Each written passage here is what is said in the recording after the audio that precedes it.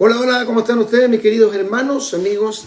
Aquí estamos en este día jueves 23 de febrero del año 2023, compartiendo la tercera parte del evento, de estos temas que hemos estado transmitiendo, compartiendo en estos posteos, sucesos después del rapto. Les saludo a un servidor, el pastor evangelista Marcos Morales Chávez. Bueno, estamos muy contentos de estar de nuevo con ustedes, compartiendo que hemos tenido varios reclamos de hermanos, incluso de otros países, que dicen que las notificaciones de nuestros posteos no le están llegando, y quizás por eso también ha habido muy pocas reproducciones de los temas.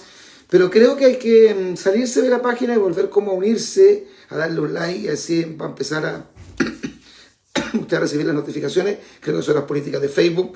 Y parece que está muy centrada en el tema de las páginas cristianas. Bueno, esperemos que así no sea y que estemos interpretando mal esta situación, pero hemos notado que mucha gente que nos ha llamado, que nos han mandado mensajes, que nos han dicho en el Facebook, en mi WhatsApp, que nos le están llegando las notificaciones. Bueno, vamos a dar algunos minutitos cortos para que los hermanos puedan conectarse, para poder dar el tema que hemos titulado Sucesos después del rapto. Porque este es el tercer episodio, por así decirlo, porque es un tema largo hablar de todo lo que va a ocurrir durante largos 7 años durante el periodo de la Gran Tribulación. El primer día, que fue antes de ayer, tratamos el tema de los personajes principales que aparecerán, que emergerán y que tendrán el control del mundo en el tiempo de la Gran Tribulación, una vez ocurrido el rapto de la iglesia, que son el anticristo y el falso profeta, y se suman otros personajes más como los 144.000 israelíes que se van a convertir al Evangelio, que aparecen en el capítulo 7 de Apocalipsis. Su conversión, se van a convertir en lo que se llama judíos mesiánicos.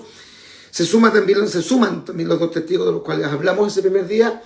Y ayer estuvimos desde la oficina de nuestra congregación tocando el tema acerca de los 21 juicios, que fue muy bueno y muy clarificador, y la gente nos felicitaba porque les quedó muy clarito el tema de estos 21 juicios que se derramarán durante los 7 años de la Gran Tribulación, pero que serán básicamente más fuertes e intensos durante los últimos 3 años y medio.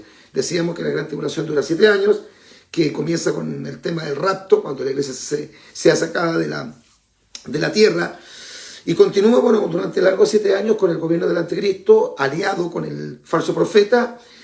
A los 3 años y medio el anticristo comete lo que se llama la abominación desoladora, se mete al templo de los judíos, pide la adoración de todo el mundo, y eso divide o separa este periodo de 7 años en 2 periodos: 3 años y medio de aparente paz, y los últimos 3 años y medio que son los más perturbadores, los más terribles de todos el tiempo de la Gran Tribulación. Y hablamos de 21 juicios que comienzan con los 7 sellos, que se inician en el periodo inicial, valga la redundancia, de la Gran Tribulación, continúa con lo que son las 7 trompetas y termina, hermano, con las copas de la ira.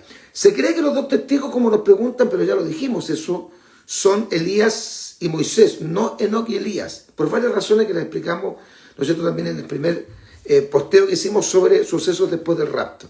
¿De qué vamos a hablar hoy día? Bueno, hoy día vamos a hablar básicamente de la gran ramera, la religión del anticristo. Vamos a hablar de la mujer que huyó al desierto, que relata el capítulo 12 de Apocalipsis, y vamos a culminar, si Dios lo permite, hablando acerca de la guerra del Magedón, para dejar mañana ya la parte final, que es el juicio sobre la gran ramera y la segunda venida de Cristo en gloria, o el retorno de Jesucristo en gloria. Lo primero que tenemos, hermano querido, en cuanto al tema que vamos a compartir hoy día en relación a estos tres puntos, es que el anticristo representa, por así decirlo, el poder, bueno, temporal obviamente, pero es el poder, uno de los 3 grandes poderes fácticos. Los 3 grandes poderes fácticos son el poder de la política, el segundo poder es el poder de la religión, y el tercer poder es el poder del dinero, o lo que algunos llaman el poder empresarial. Estos 3 poderes se alían, y hay 2 que los representan básicamente en la Gran Tribulación, que son el anticristo, que representaría el poder temporal de la política, y el falso profeta, que representaría al poder religioso. Ahora, habrá una religión que la Biblia la llama la gran ramera, que es una religión totalmente ecuménica, es totalmente humanista, y es una religión que va a estar a merced del anticristo, pero que al mismo tiempo, según el capítulo 17 de Apocalipsis, que ahí muestra los detalles de esta gran ramera, de esta prostituta, de esta meretriz, que representa un sistema religioso pagano, que prostituye la verdad también sacará provecho del anticristo. En Apocalipsis capítulo 17 muestra los detalles. Yo ya también hice hace tiempo atrás un posteo muy claro, muy bíblico, en relación, hermano querido, a que la gran ramera es, sin lugar a duda, hermano querido, es la religión del anticristo y es la Iglesia Católica. Usted, pastor, vende solamente. No, mentira, mentira. Ahí Daniel Sánchez después lo vamos a bloquear porque no estamos para perder el tiempo con personas que no entienden la Escritura. Lo que pasa, Daniel, sabe que usted no entiende nada de escatología. Nosotros hablamos de evangelismo, los días lunes cuando predicamos Plaza Armas en las campañas, hablamos del perdón, de la familia, defendemos los valores, pero cuando se habla de escatología es obvio que se van a tocar temas apocalípticos. Ignorante, usted, y no lo digo con una forma despectiva, sino que usted es ignorante de la escatología, desconoce la escatología, porque justamente la escatología se refiere a los tiempos finales. Los tiempos que estamos viviendo ahora no son buenos. No creo que usted esté anunciando un avivamiento universal, o que se va a convertir todo el mundo, porque eso es mentirle a la gente. Tampoco a la gente se le puede aterrar solamente metiéndole miedo. No, hay que predicar el evangelio. Bueno, pero sigamos. Esta religión, nosotros sabemos absolutamente que representa la Iglesia Católica, Apostólica y Romana, la gran ramera, Babilonia, que está sentada, ¿no es cierto?, sobre muchas aguas, muchas naciones. Esta religión pagana es una religión completamente ecuménica, porque se van a aliar muchos credos a esta religión. Es una religión sincretista, así también se le llama, sincretista. Y esta religión, sabemos que la iglesia de Roma, porque está sentada sobre 7 montes, y la única ciudad del mundo que está rodeada de 7 montes es Roma, y en Roma está justamente lo que se conoce como el Estado del Vaticano, que es la sede oficial de la Iglesia Católica, Apostólica y Romana. No vamos a ver todos los detalles porque nosotros ya hicimos un posteo donde sí, lo trato de ignorante porque usted ignora la escatología. Pues sí, decir ignorante no es una cosa, hermano, como podrían menoscabar, no. Y cuando yo, por ejemplo, yo soy ignorante de medicina, soy ignorante, ¿no es cierto?, de biología, no ignoro ese tema. Eso no significa que yo sea, alguien me esté ofendiendo si usted, pastor, ignora de un tema. Por supuesto, hay muchos temas que yo ignoro, pero el de la Biblia no. Entonces usted es un ignorante de la escatología, usted desconoce la escatología, ni siquiera entendería el término escatología. Por eso, mire, llámeme, yo tengo mi teléfono, siempre lo doy, no tengo ningún problema, y hablamos, pero tiene que usar la Escritura. Porque si usted dice que nosotros estamos metiendo solo miedo, ¿por qué se han convertido más de 32.000 personas en Plaza de Armas? No se pueden convertir por miedo. Prostitutas, homosexuales, lesbianas, drogadictos, delincuentes, descarriados, vienen a Cristo. ¿Por qué? Porque se está predicando el Evangelio. Y tocamos diferentes temáticas, pero la escatología te lleva a hablar, obviamente, de la gran tribulación. Por eso es ignorante el varón, porque hay que explicarle con manzanita que la escatología te lleva obligatoriamente a hablar de los tiempos finales y de lo apocalíptico. Y estamos mencionando el Apocalipsis. Y dentro del tiempo del juicio, antes del juicio de la gran ramera, este sistema religioso se apodera. De hecho, lo que creen los grandes entendidos en el tema de la escatología es que en la gran tribulación no se permitirá ninguna otra religión que no sea la religión oficial del anticristo. Y por tanto, todos los credos, de una u otra forma, se tendrían que unir a este sistema religioso pagano llamado la gran ramera Babilonia. Esta es la verdad, no es que nosotros estemos especulando. La gran ramera es un sistema religioso que está... sí, el Evangelio es buena noticia, por supuesto, pero hablar de la Apocalipsis no es meter miedo. Si una persona se muere y se va al infierno, de hecho yo creo que usted se podría perder perfectamente si es un ignorante de la Escritura y podría morir perdido. Y eso no es temor, eso es realidad. De hecho, todos los que mueren sin Cristo se van al infierno. Eso no es meterle miedo, es decir la verdad. Cristo dice, irán estos al castigo eterno y los justos a la vida eterna. Ahora, este sistema religioso va a estar a merced del anticristo, va a ser la religión oficial del anticristo. Y obviamente van a trabajar mancomunados. El anticristo, el falso profeta, que va a ser el líder. O sea, esta religión llamada la gran ramera aquí, en capítulo 17 de Apocalipsis, es sin lugar a dudas una religión que tiene un líder. Y ese líder es el falso profeta de Apocalipsis capítulo 13, versículo 11. Lo otro, si hay alguien que no está de acuerdo con lo que predicamos, es muy simple, no nos siga. Yo no voy a seguir una página que a mí no me gusta, que a mí no me edifica, que a mí no me interpreta. Es muy sencillo. Yo no voy a dejar de predicar porque un ignorante de la escatología se puede molestar. No, es muy simple. Si yo no estoy de acuerdo con algo, no lo veo. Pero si yo creo que alguien está equivocado, no puedo decir, pastor, usted está mal. Usted me tiene que demostrar por la Escritura que estoy equivocado. Bendito sea el Señor. Ahora, todo esto, hermano, del sistema religioso que parece algo como lejano, ya está en acción ahora, porque el movimiento ecuménico existe hoy día, el secretismo religioso existe hoy día. De hecho, los ecuménicos, que son todas las religiones encabezadas por la Iglesia Católica, y todos los que están de acuerdo con esto de unir las iglesias dicen que las religiones se deben unir, es una cuestión como obligatoria, o dicen que es inevitable, porque hay muchos problemas que el mundo tiene y que las religiones tienen más cosas en común que las dividen. Y de hecho, eso es lo que produce justamente que se crea que sea necesaria la unión de todas las religiones para combatir los enemigos en común que tiene la humanidad. Por ejemplo, el racismo, la pobreza, el ateísmo, el comunismo. Entonces se tienen que unir todas las religiones. Parece como muy noble, pero es una gran mentira. Nosotros no somos ecuménicos. Nosotros no creemos que tenemos que unirnos con la Iglesia Católica, y se cree incluso que perfectamente podría, no es que yo lo esté asegurando, que el falso profeta sea el anticristo. Se podría ser perfectamente, no es que la Biblia lo diga abiertamente. Pero esta religión va a tener un rol preponderante en los días de la gran tribulación, porque va a ser la religión oficial del anticristo, y se cree que el anticristo no va a permitir ningún otro credo. De hecho, no va a permitir que se adore a ningún otro Dios que no sea él, porque él justamente en el momento cuando comete lo que Mateo capítulo 24, versículo 15 dice que es la abominación desoladora, es lo que el apóstol Pablo explica en detalle en 2 de Tesalonicenses capítulo 2, cuando dice que el anticristo, ¿no es cierto?, se mete, entra al lugar santo y se hace pasar por Dios y exige la adoración de todo el mundo.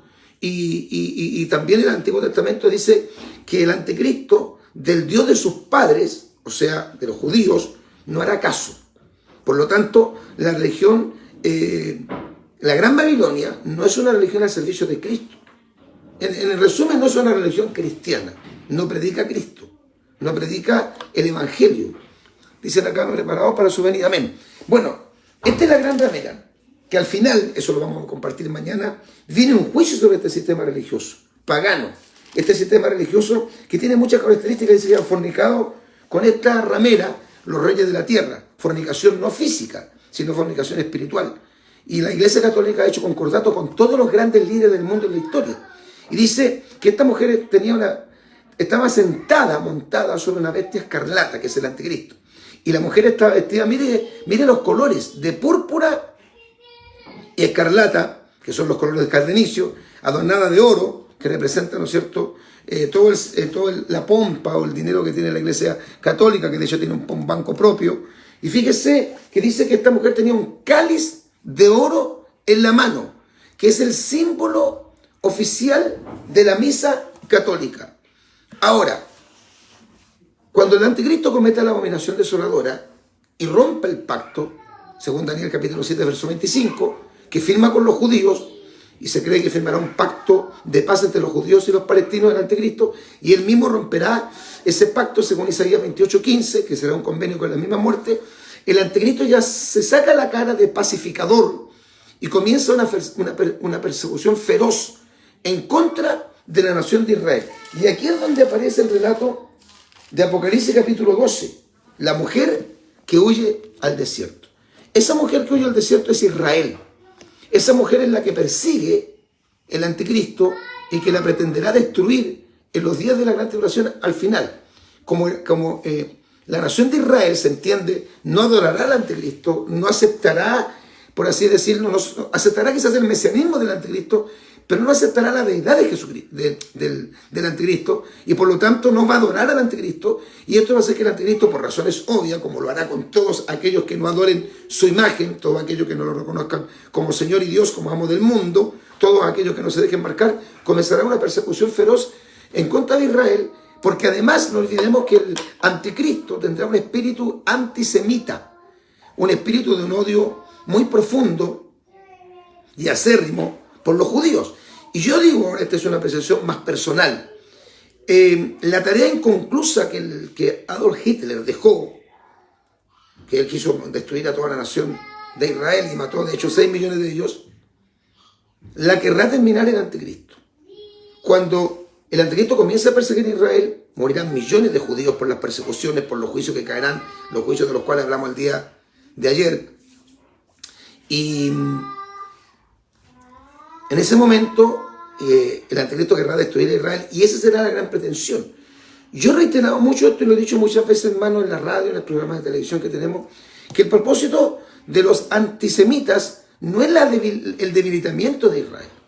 No quieren los antisemitas o los árabes, que son enemigos acérrimos de Israel, principalmente Irán, que es el gran enemigo en este momento de Israel, bueno, todas las naciones árabes, pero básicamente está encabezada, representada o simbolizada por Irán.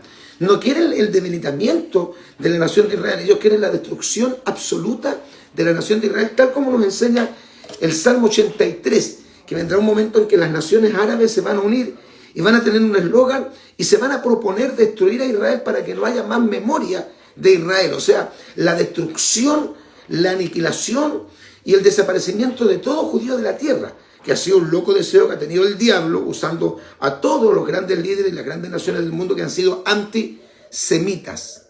Antisemitas.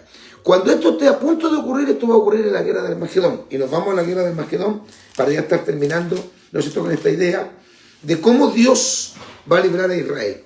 En Apocalipsis, lo dijimos ayer, al final ya de los juicios, cuando están cayendo, ¿no es cierto?, las copas de la ira, la Biblia enseña en el capítulo 16, versículo 16, dice que las naciones, especialmente los líderes del mundo, se reunirán en un lugar que en hebreo se llama Armagedón, que es un valle que yo tuve la oportunidad de conocer. Es un valle, es un lugar donde los israelíes, los judíos no han construido nada. O sea, ahí no hay carretera, no hay villa, no hay colonia, no hay poblaciones, no hay edificios, no hay mall, no hay cine, no hay supermercado. Eso está guardado, preservado. Y dicen que han venido de todas partes del mundo miles y miles de aves para cumplir la profecía que justamente en el Armagedón después las aves comerán las carnes de todos los capitanes, los soldados que morirán en la guerra de Armagedón, que es la guerra última y final del periodo de la gran tribulación, y que algunos concuerdan o coinciden que sería la tercera guerra mundial. Bendito sea el Señor. Cuando los reúnen en ese lugar y cuando los ejércitos del anticristo, hay que también entender que los ejércitos del anticristo tendrán una gran cantidad de armas modernas, destructivas, masivas, no como hace, ¿no es cierto?, 60 o 70 años atrás. Las armas que hoy día tienen las naciones son tremendamente poderosas. De hecho, hay armas nucleares, hay bombas de hidrógeno que han preparado los enemigos de Israel y que dicen, Irán especialmente, que estas bombas que ellos tienen, las tienen preparadas para lanzarlas sobre Israel. Y en su defecto la lanzarían sobre Estados Unidos si interviene en una hipotética tercera guerra mundial, cuando Estados Unidos podría perfectamente entrar en una guerra defendiendo a Israel. Entonces estos enemigos de Israel tirarían estas bombas a Estados Unidos, pero ellos tienen el objetivo de que estas bombas sean usadas para destruir a Israel. Y lo podrían perfectamente hacer, y de hecho lo van a pretender hacer. El problema es que no lo van a lograr hacer, lisa y llanamente porque Dios va a intervenir de una manera sobrenatural y va a salvar a Israel, que es lo que vamos a hablar mañana. Mañana vamos a hablar de la segunda venida de Cristo en gloria, cuando Él venga para salvar a Israel. Ahora estamos hablando acerca de lo que es esta religión oficial, ecuménica, la religión del anticristo, encabezada por el falso profeta, Apocalipsis capítulo 19, versículo 20, que va a ser también condenada. Mañana vamos a hablar un poquito acerca de eso, de la condena de la gran ramera, cómo Dios va a destruir el Vaticano y cómo va a hacer desaparecer a la Iglesia Católica, no a los judíos, sino que a la Iglesia Católica. Y mañana hablaremos de cómo Dios va a salvar a Israel, no porque Israel lo merezca, no porque Israel sea un pueblo santo, un pueblo perfecto, impecable, no. Porque sencillamente, así como Dios escoge a un pueblo llamado la Iglesia, que está compuesta por todos los gentiles, o todos los no judíos y judíos que han aceptado a Jesucristo y se han lavado en su sangre, así también Dios escogió a Israel en el Antiguo Testamento y lo ha preservado, porque Israel tiene un rol protagónico. Yo tengo un tema que habla de Israel que se llama Israel pasado, presente y futuro. Y otro que se llama Israel en la profecía bíblica. Son libros que son muy buenos, que tenemos disponibles para el pueblo de Dios. Así que, hermano querido, cuando esté a punto el anticristo y sus ejércitos de destruir completamente a la nación de Israel, entonces aparecerá Jesucristo para salvar a Israel. Eso es lo que se llama la guerra del Armagedón, que va a tratar de cumplir la profecía, no sé, todos los enemigos de Israel, la profecía del Salmo 83. Lea también Zacarías capítulo 14, versículos 1 al 5, Apocalipsis 16, versículos 13 al 16. Se unirán todas las naciones aliadas al anticristo para invadir Jerusalén y tomar la ciudad. Morirán miles de judíos y un remanente muy pequeño escapará al desierto para cumplir la profecía de Apocalipsis capítulo 12, que es la mujer que huye al desierto. Los judíos en ese momento enfrentarán una sin igual batalla en lo que llamamos y conocemos, y aquí lo dice Apocalipsis 16:16, el valle de Armagedón. Satanás y sus demonios juntarán muchas naciones dirigidas por el anticristo. Esta guerra es lo que se cree que es la gran guerra y la última guerra, y algunos lo llaman la tercera guerra mundial, otros lo llaman la batalla de las batallas, llamada la guerra de Armagedón. Y Armagedón está localizado en la parte central del norte de la Tierra Santa. También se le conoce como el Valle de Megido, o más bien conocido como el Valle del Cortacuello, donde en el Antiguo Testamento se produjeron una gran cantidad de conflictos bélicos. Al final del periodo de la tribulación se producirá esta destructiva y terrible guerra, la batalla de aquel gran día del Dios Todopoderoso. Entonces, cuando se dice, pastor, mis temidos, no estamos citando la Escritura. Lo que pasa es que hay algunos que, como son tibios, son mundanos, son carnales, son estos cristianos que nunca predican, entonces no quieren oír nada que tenga que ver con juicio. No, la gran noticia es que pese a todo esto, Dios va a salvar al pecador que se arrepiente, que viene a Cristo y que se lava en su sangre, y que hay una promesa preciosa para el pueblo de Dios: ser librado de la ira venidera. Cuando esto esté a punto de pasar, cuando esté los ejércitos del anticristo a punto, al final del periodo de la gran tribulación, de destruir a Israel, es cuando desciende del cielo, en forma visible, no como ladrón en la noche, Jesucristo, en lo que se conoce como la segunda venida de Cristo en gloria. De eso hablaremos mañana. Mañana vamos a hablar de la destrucción de la gran ramera Babilonia, o el juicio que menciona el capítulo 18 de Apocalipsis, caída de Babilonia, y vamos a irnos al capítulo 19, que ya casi es la parte final de la gran tribulación. Terminando la gran tribulación, viene el juicio de las naciones de Mateo capítulo 25, y después comenzaría el milenio. Creo que también yo hice un posteo del milenio hace un tiempo atrás, pero de todas formas, sí parece que lo hicimos.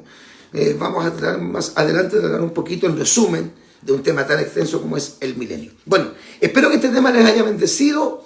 Los animo a que mañana en la tarde, en este horario más o menos tipo 7:30 aproximadamente, ya sería desde el templo, vamos a tener la cuarta parte de este excelente tema que hemos titulado Sucesos después del rapto. Y ahí ya culminaríamos con la parte final del periodo de la gran tribulación. Bueno, un gran abrazo. Estamos a las puertas del retorno de Jesucristo. Dios está enviando su bendición sobre su pueblo. Dios ha guardado a su iglesia. No tenga miedo, no tenga temor. Lo que explicábamos el otro día, Apocalipsis capítulo 1, versículo número 3. Un servidor, el pastor evangelista Marcos Morales Chávez, se despide de todos ustedes muy cordialmente. Sucesos después del rapto, cuarta parte mañana, sería ya la parte final, si Dios así lo permite. Muchas gracias por todos los que nos ven, oran por nosotros. Y como tenemos ese problema que nos están recibiendo nuestros seguidores, ¿no es cierto?, las notificaciones de los posteos en vivo, usted comparta con todo su contacto estos temas que hemos estado dando, sucesos después del rapto. Que el Señor les bendiga. Maranata, Cristo viene.